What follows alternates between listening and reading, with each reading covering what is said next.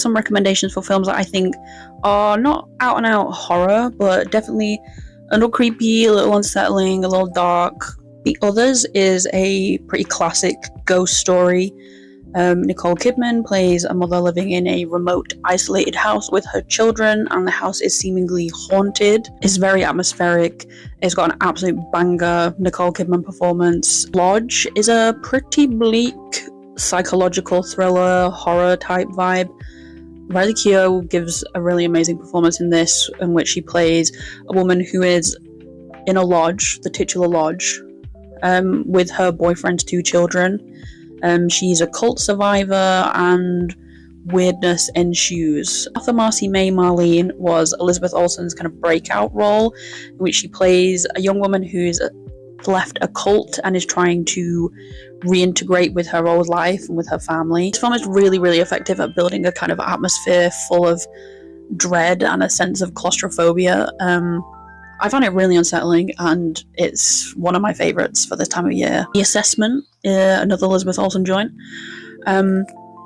She plays one half of a couple living in this dystopian future where you have to apply to have a child, and only very select couples are able to have children, and you have to undergo this very grueling assessment process. Elizabeth Olsen and her husband are assessed by Alicia Vikander, who she just randomly turns up and reminds you that she's like really amazing at acting, and like we should forgive her for the Danish Girl, and I'm prepared to do that because she's really great in this. It's kind of darkly funny and sort of cringy and hard to watch in parts, but this was a really interesting film. I really liked it. The performances are all great, and I think it's got some kind of interesting ideas about like population and climate anxiety. Woman of the Hour was a film that I was really pleasantly surprised by. This is Anna Kendrick's directorial debut, about a real life case where someone's participation on a dating show helped catch a serial killer. I think it mostly avoids the kind of voyeuristic true crimey aspects that I don't like about a lot of true crime stories. Really, really effective at building unease and dread throughout. There were a lot of moments in this film where I was like holding my breath. I was so tense. And obviously special shout out to my favorite film to watch at this time of year, Crimson Peak.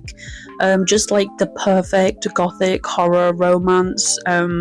Guillermo del Toro is unbeaten at this kind of scene setting and this kind of atmosphere. I am so excited for Frankenstein, and I think this is kind of the perfect primer for that.